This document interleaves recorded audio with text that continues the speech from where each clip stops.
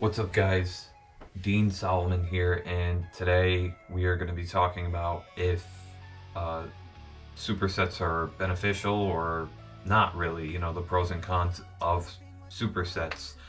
So, without further ado, make sure you click that subscribe notification so you can get more videos like these. And, I just want to, educate you on health and fitness. So, without further ado, let's just get started. So, So I made my little, you know, list of pros and cons of basically supersets. So, forgive me for my kindergartner handwriting, but nevertheless, let's just go over the pros first. So I quickly wanted to address what supersets are because I forgot I didn't mention that in the video. So supersets are basically just doing two exercises back to back with no rest, and just obviously just being more time efficient. So just basically doing two exercises, no rest in the middle, and after you do the two exercises, then you get your rest and recovery. So back to the video. The pros, the first one is a faster workout. Now, obviously with supersets, that's a pro because you're optimizing your time in the gym. You're not spending too much time in the gym, and pretty much you're just able to finish your workout faster, without having to spend too much time in the gym, which is the goal. You don't want to, take a piss in the gym, pretty much. You want to get, your workout done properly. So definitely that is one pro to, get to optimize your time, pretty much. Number two, it's effective. Basically, that kind of goes with the whole timing thing. Just being able to get your workout done. It's good for muscle growth. It's just, it just has so many benefits to it that, sometimes you need to incorporate supersets into your routine. It has good aerobic benefits, just because when you're doing a superset, ideally you're doing one exercise and then without taking any rest the next exercise. So pretty much you're putting your body in the state of where it's almost doing cardio as you're weightlifting, pretty much. So definitely incorporating supersets, for that reason as well is pretty good. Third reason that I think supersets are very beneficial, the aerobic aspect of it, like I just mentioned. So when you're a bodybuilder, or you're just not even a bodybuilder, just someone that lifts weights and kind of enjoys doing that, but doesn't enjoy doing cardio, this is where almost like cardio, you're kind of substituting this for cardio in a sense, because, you're really getting your heart rate up. It's almost like you're almost doing like a calorie burn, right? You're not just doing a set and then taking 2 minutes rest in between. Instead, you're doing a set and then you're doing, the next exercise after that. So you're never really resting other than after the superset, where you do the two exercises and then you're completely done, pretty much. So definitely, if you don't do a lot of cardio, at least do supersets, to just make gains and, have good heart health. So yeah, those are the pros for supersets. Now, here are the cons. The cons, I'm going to tell you the cons and you'll decide I'll give you an ultimate answer, but you'll be able to decide for yourself, okay, should I be doing this or should I not be doing this? So the cons. Now, I don't know if you could see it properly. Maybe a little bit closer. I got 3 reasons, I think. 2 or 3. Yeah, I got 3 reasons. So the first reason, your workouts can be very poor quality with the inclusion of supersets. Now, when I say poor quality, you can be pretty much doing your superset, right? Okay, now you're doing your superset and you're optimizing your time, but you probably could be lifting a little bit heavier than you are lifting in your supersets, right? So maybe you're the type of person that, let's say you're trying to focus on strength. Let's just say you're trying to focus on strength. For you to focus on strength, you need to take as much rest as possible in between sets, pretty much. So, in a sense, you're almost doing the opposite of what you need to be doing. Because you're trying to lift as much weight as possible, you won't be able to do that with supersets because you'll be constantly almost in like that aerobic state, which is not something that's ideal for getting stronger. When you're trying to get stronger, you're just trying to, take time to recover for the next set and basically do the desired number of reps you want to do. Whether it's 1, 2, 3, 4, 5, 6, whatever it is. So with low rep stuff, I would stick away a little bit from supersets. Supersets I would do more with hypertrophy kind of training. So basically bodybuilding, just specifically trying to put on muscle, right? When you're doing supersets, you're probably going for like 8 to 12 reps, around that range, that bodybuilding range. So I would stick to something like that. I would also stick to, especially if you are a beginner, maybe even just an advanced lifter, to isolation exercises, right? The compound exercises, I would leave it, I would take it away out of the equation from, doing it with supersets. Instead, I would do it with, the supersets with biceps and triceps, or,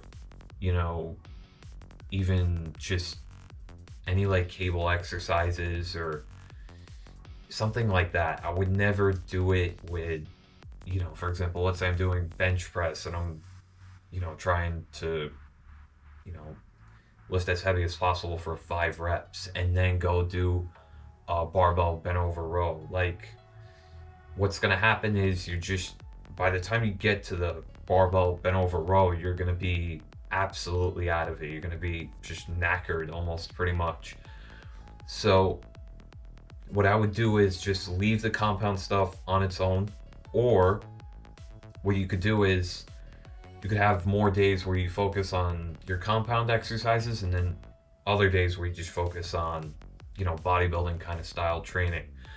So basically, you don't have to do that. The ideal way of doing it, the traditional way, is start off with your compound and then finish off with your bodybuilding, pretty much. So, you're working on strength and gaining size. So you would have to, kind of tweak around your training a bit and change up a few things as you're making your routine, pretty much. So the second thing, poor form.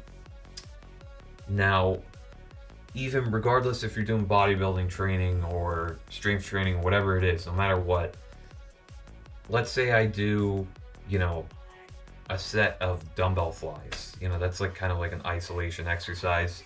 Yeah, you could class it as, or you know what, take that out of the equation. Something even more isolation than that, a pec deck.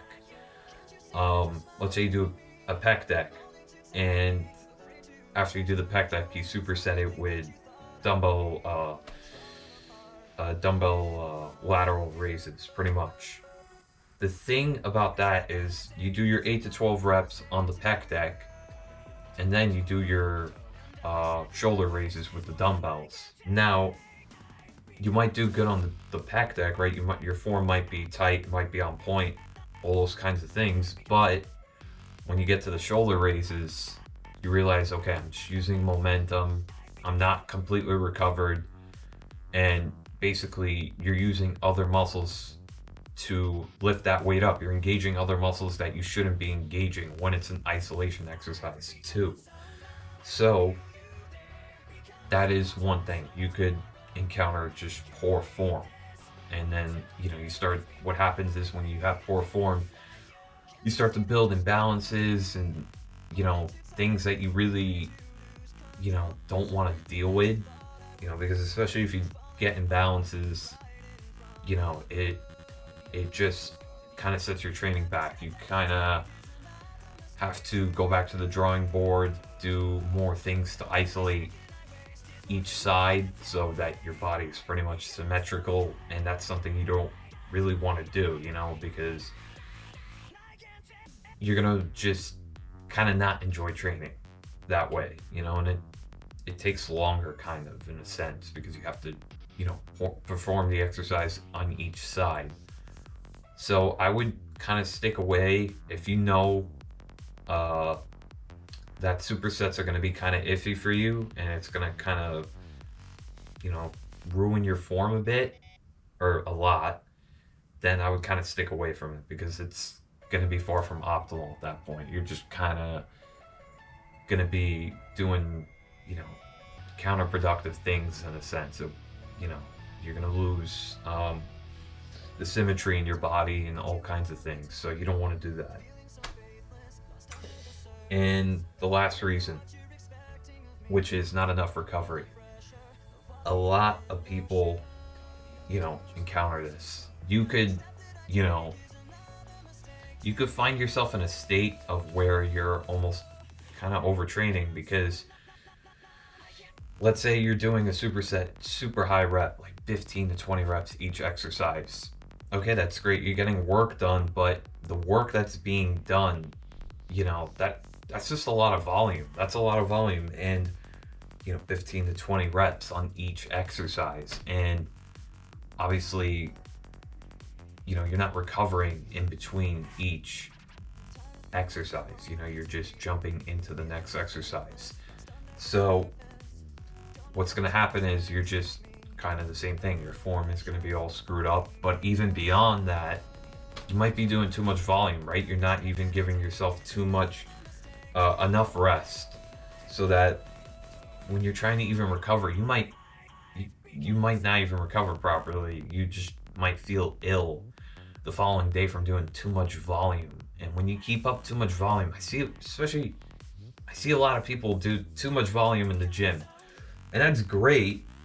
I think, you should incorporate routines with a lot of volume. However, it's a cycle, pretty much. You're not supposed to be doing a lot of volume all the time. What happens is you break down your body too much, and then, when you do too much volume, for example, like you up the rep range, or you up the amount of sets you do, increase the tempo to like just ridiculous tempos, pretty much, things like that. You start to get a little bit weaker, and you just feel like crap. The pump is kind of not great, and you're just going to see less results that way. So you don't want to get to that state where you're overtraining, because after overtraining, it's just just a downhill of complete garbage that you're going to run through if you continue overtraining, pretty much. And obviously, you're just going to get sick, pretty much, if you continuously train like that, because you're just not recovering enough. So it's kind of up to you to decide whether you want to do supersets or not. But personally, I couldn't give you a solid answer on whether you want, whether supersets are, beneficial for you or not, because it depends. Like many other things, it depends on, your form on an exercise, or how much rest are you getting, and, are you getting in to begin with? What's your recovery like? What's your program like? It just depends on a lot of things. And, if I could give you the short and sweet answer, where if you're simply the person that's, beyond that, you kind of just need to work out, to stay healthy and stuff like that, then yes, I would incorporate supersets, right? Obviously at like not at such a high rate. Not everything has to be supersetted, because you know you don't want to go into that overtraining phase and just being completely burnt out, having poor form, all those kinds of things. So I would include supersets when I'm short on time. Yes, I'll do that. However, if you have a lot of time, a lot of spare time, and you could use some of that time in the gym, then I wouldn't do supersets that often. I would probably cut back on supersets, isolate the exercises, and give them the rest that they need, obviously, so that when you take your rest, you're ready to perform the next set. You don't want to feel just completely burnt out. And that's a lot of people experience that. They just do too many reps. I remember I used to work out with some people. They do too many reps, and they're asking, why do I feel like crap? Why, and by the way, with those reps, they were doing too many supersets. And they would always be like, and I feel like crap, or I just feel like I'm not getting bigger, I'm not getting stronger. Well, because it's counterproductive, like if you do something too much, anything in general, it's going to get to the point where it's pretty counterproductive. So I think my ultimate answer, well, no, I don't think, I'm certain.